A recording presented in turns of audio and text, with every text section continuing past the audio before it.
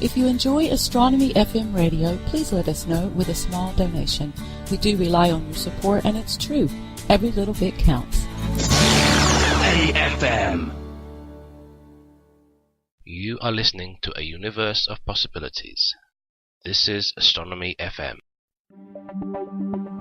Coming up next, an Astronomy.fm original program.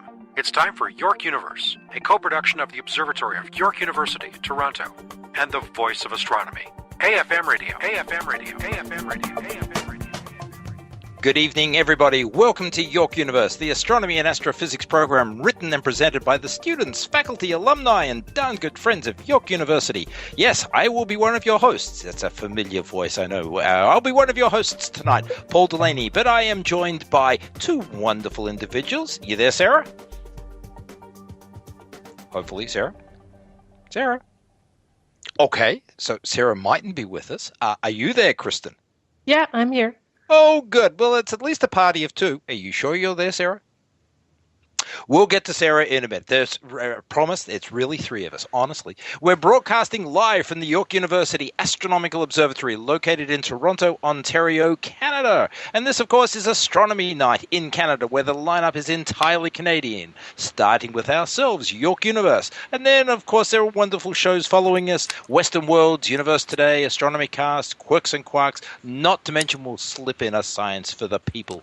York Universe broadcasts every Monday night at 9 p.m. local Toronto time, which of course is Tuesday morning. At this time of the year, it's 1 a.m. Universal Coordinated Time. The York Universe production works in concert with our online public viewing program, Hi to the Chat Room, run by the Observatory team. I see all sorts of interesting Observatory team members in there this evening. And it runs from 9 till 10 o'clock local Toronto time. By all means, point your favorite web browser at observatory.info.yorku.ca and join the chat. We'll be monitoring it, and of course, feel free to ask as many questions as you like. If the observatory team gets stumped, hopefully we'll bail them out. Our broadcast is powered by and is in partnership with Astronomy.fm, the voice of astronomy. If you've got any questions or comments about our past shows, or you've got suggestions for future topics, please send them along to us at observe@yorku.ca. Follow us on Twitter at York Universe. Okay, did we find Sarah? I'm here. Do you hear me? Ah, wonderful to hear you. Yes, we hear you now. Oh, good. Okay. I was getting a little worried there that you were running away just because I came back. I tried, but you caught me. And, of course, we've got a brand new host with us this evening, and it's Kristen. How are you this evening, Kristen? I'm great. I hope everyone's having a great night. Well, given the fact that it's cloudy and raining here in Toronto, I'll reserve judgment on a great night. But okay, handing over to you, Sarah, for our guest. Yes. So our guest tonight is Nicolas Lemon. He's the chair of SEDS-Canada, and SEDS stands for Students for the Exploration and Development of Space in Canada, trying to strengthen Canada's future in space by uniting students and professionals. Nick is studying computer engineering at McMaster University. He's very passionate about developing robots and human interface devices for facilitating space exploration. He's very excited to foster the growth of space interest and advocacy groups at as many educational institutions as possible to help bring Canada to the forefront of space exploration. So please welcome Nick to the show. Hello. Hey, Nicholas. Hello. Thanks for having me. Thanks for joining us. Yep. Yeah, my pleasure. Can you tell us a little bit more about SEDS? Yeah, so as mentioned before, the name's Students for the Exploration and Development of Space. It's fairly straightforward from that rather wordy title, that we're students who advocate for and try to participate in the exploration and development of space. It was founded originally in the States in 1980 by Peter Diamandis, Scott Scharfman, Richard Sorkin, Bob Richards, and Todd Hawley. Probably mispronounced a couple last names there, unfortunately. But Bob Richards was a Canadian and the CEO of Moon Express, one of the, I believe, winners of the Google Lunar X Prize. And when he came back to Canada in 1981, he founded SEDS-Canada originally. We've had our ups and downs, but we're back in full force with chapters in 4 provinces so far, and looking for any students at other universities wanting to start chapters, especially in provinces where we don't have them yet. And yeah, a bit about us. Why did you get involved in SEDS personally? So I was fortunate to get to go to the annual SEDS' annual conference 2 years ago now, hosted at Western University. Just kind of by happenstance came up as an opportunity, so I said, sure, we'll go check this out. And I've been interested in space since I was little. I grew up watching Star Trek: The Next Generation, and reading a lot of books about space, and lots of nice big astronomy books from chapters. Good stuff to look through. And I saw SEDS. We have our elections every year around the conference time. So they were looking for new people for the board of directors, and I thought, hey, this is interesting. I'd like to get involved because I hadn't been doing too much other than school and work for the last few years. So I thought, hey, I'll get involved, try to do something with the community again, and was elected director of membership, and had enough fun that I ran for chair earlier this year and was elected to the position of chair for the year. Congratulations, by the way. Thank you very much. As you sort of indicated, SEDS has a fairly long history. I think you said early 90s or late 80s. I didn't quite actually catch the date, but it obviously goes back a long way. Yet there are only a few chapters here in Canada. You're obviously trying to strengthen those numbers. What are some of the projects that you're getting involved in to try and generate the excitement for SEDS? Well, obviously we have our annual conference where we try to bring together a lot of the people, or like Canadians doing stuff in space, to present to students and showcase the kind of the state of the Canadian space industry. We have our big flagship project over the past year has been the Canadian Reduced Gravity Experiment Challenge, where teams we had, I think, 29 teams, or 29 teams from a slightly smaller number of universities across the country apply to design an experiment to fly on a parabolic flight plan. We've partnered with the Canadian Space Agency and the National Research Council of Canada, who's providing the modified Falcon 20s, which are business jets, for 4 student experiments to fly on in late July. And I believe some of the students will actually get to fly as well, so they get to go on that parabolic path, which simulates microgravity, and float around and do science, which will be pretty exciting, I'd imagine. And we also have every year a business pitch competition. The last few years we've called it Y Space, or Young Space Entrepreneurship Competition. There's a small business pitch competition held that happens at the same time as the conference.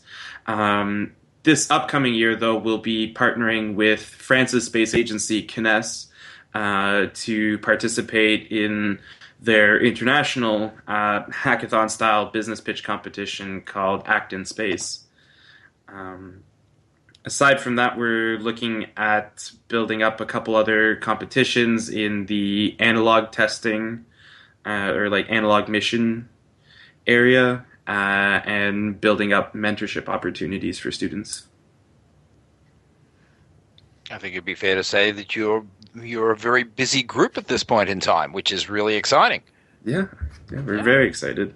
Yeah, absolutely. So this year, from your perspective, the main focus has been on these microgravity experiments that you'll be engaged in.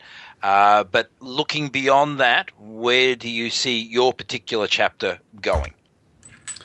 We'll be focusing a lot on building up a strong connection between students and industry and academia. The space community in Canada is, since obviously we're not the biggest of countries in terms of people, quite small. So we'd like to kind of bring them together with the students who are interested across the country in getting involved in space, whether it be through research or through industry, and getting them together more and talking to each other so that students can find out about the opportunities for them in the Canadian space sector, especially at universities where there isn't an astronomy or aerospace engineering program. Gosh, is there any university that doesn't have an astronomy program? No, sorry. Or I guess maybe we have some that have small astronomy programs. Being facetious. So if anybody wanted to get involved with SEDS, is there like a central website that they can go to see if there is a chapter at their local university, or is there a central website where you put in information and then the your team would transmit information back to them? How can people get involved? Well, we do have a central site that does both of those things, which is SEDS.ca. So that's SEDS.ca. And there you can find out about our chapters and where they're located, how to start a chapter, our volunteer staff position openings, and coming soon, if you stay tuned, especially to our Facebook page, which is SEDS-Canada, we'll be launching an online community in the coming months for any students interested to join, so everybody can talk about space together. Very cool. good. Yeah. Kristen, any particular questions for Nicolas while we've got him on the line? Yeah, what's your favorite part, I guess, being involved with SEDS, like in your position on the board and then as the chair? I don't know, I find it a lot of fun overall, so I have to think about that a little bit. I mean, personally, I've found the experience of going out to conferences more to be very, very interesting. It's fun. It's neat, the connections that you make and the opportunities you get going to these conferences and stuff like that. I just remember I ended up talking with the VP Special Projects of Virgin Galactic late last year when I went to SEDS USA's annual conference. And when we started the conversation, I had no idea who he was. So that was interesting. Yeah. Yeah, Very cool. You get to meet a lot of important people. Yeah, quite a few, and just interesting people in general as well. Cool. So speaking of sort of the international collaborations, you said you were at SEDS US last year, that there is this engagement with the French Space Agency, CNES, that you're working with, and so on. How has SEDS spread around the world? Let me ask a slightly different question. Has SEDS spread around the world, or has it remained fairly localized to those countries that have, shall I say, high-profile space programs? It has stayed fairly localized to the countries with high-profile space programs, being there's SEDS USA, SEDS Canada, UK SEDS, and SEDS India. There have been some other smaller ones. We're not well run as kind of separate entities in each country, so we're still working on building up that international communication amongst groups. So there are some groups. There was one that started in Turkey earlier this year, and I believe someone from Nepal is looking to start one. And there have been a few others that have come in and out of existence over the years. It obviously is easier in the countries where, shall I say, a space presence is higher, because, there's obviously a lot of additional motivation that's floating around.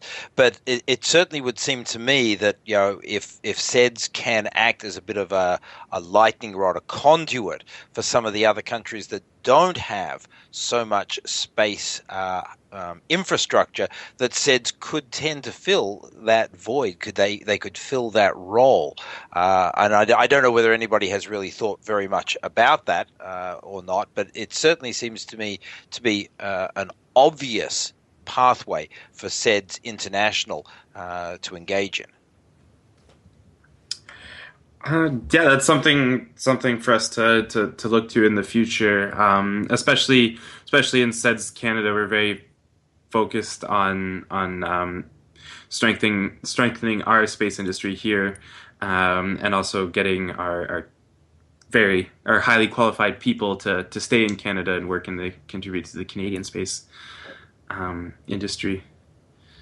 Yeah, that, of course, is a very exciting prospect for people like yourselves, computer engineering, space engineering. We do at least have that infrastructure here where you can participate in a very, very significant way. Exciting times.